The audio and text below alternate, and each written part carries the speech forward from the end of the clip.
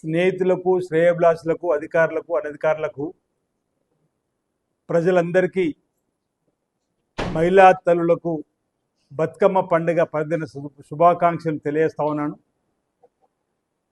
దేవి శరన్నవరాత్రులు కూడా ప్రారంభమైన సందర్భంగా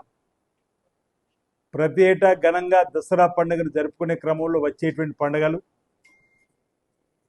అమ్మవారిని ఆ దేవుణ్ణి ఆయా దేవాలకు వెళ్ళినప్పుడు ప్రకృతి నుండి వచ్చినటువంటి పూలను తీసుకుని వెళ్ళి ఆ దేవుళ్ళను అమ్మవారిని పూజించేటువంటి సందర్భం అయితే, ఈ శరన్నవరాత్రుల కంటే ముందు తెలంగాణలో మన యొక్క సాంప్రదాయంలో బతుకమ్మ పండుగను పూలనే దేవుళ్ళుగా తీరొక్క పువ్వులను తీసుకొని వచ్చి పేర్చి బతుకమ్మలాగా గౌరవం చేసుకొని ఆడి పాడి బతుకమ్మ నిమజ్జనం చేసేటువంటి కార్యక్రమం జరుగుతున్న సందర్భంగా పండుగ వాతావరణం అన్ని గ్రామాల్లో జరుగుతున్న పరిస్థితులలో మహిళా తల్లులందరూ కూడా ఈ బతుకమ్మ పండుగ పర్వదిన సందర్భంగా శుభాకాంక్షలు తెలియజేస్తా ఉన్నాను. అదే దేవి శరన్నవరాత్రులు కూడా ప్రారంభం కాబట్టి దసరా వరకు కూడా ఆ దుర్గా అమ్మవారిని ప్రతిమ రూపంలో నెలకొల్పుకొని బ్రాహ్మణోత్తముల చేత మన హైందవ సంస్కృతిలో, మన ఆధ్యాత్మికమైన చింతనలో అమ్మవారికి విశేషమైనటువంటి పూజలు బ్రాహ్మణోత్తముల చేత చేపట్టి వారి అమ్మవారి కృపా కటాక్షాలు ప్రజలకి అందరికి అందాలని, లోక కళ్యాణం జరగాలని చెప్పని కోరేటువంటి కార్యక్రమాలు కూడా జరుగుతున్నటువంటి క్రమంలో ఈ దేవి శరన్నవరాత్రులో సందర్భంగా రాబో దసరా పండుగ సందర్భంగా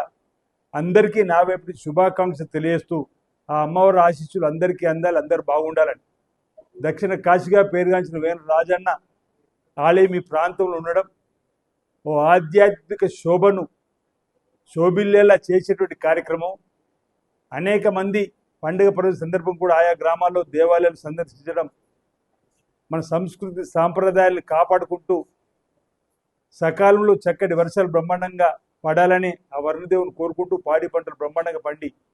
రైతు వర్గంతో పాటు అన్ని వర్గాల ప్రజలు సుఖమయ జీవితంతో, ఆనందమయ జీవితంతో, అష్టంతో, ఆరోగ్యంతో ముందుకు సాగాలని చెప్పిన సందర్భంగా ఆ అమ్మవారిని, ఆ పరమేశ్వరుని ప్రార్థిస్తూ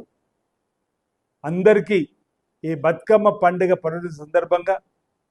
దేవి శరన్నవరాత్రుల సందర్భంగా, రాబో దసరా పండుగ సందర్భంగా శుభాకాంక్షలు తెలియజేస్తా ఉన్నాను. అందరూ కూడా ఈ పండుగను భక్తి భావంతో, భక్తి శ్రద్ధలతో, శాంతియుత వాతావరణంలో స్నేహపూర్వకమైనటువంటి ఆలోచిస్తూ ఈ పండుగలు జరుపుకోవాలని చెప్పని నా వైపు నుంచి కోరుతా ఉన్నాను. అందరికీ నా హృదయపూర్వక నమస్కారాలు.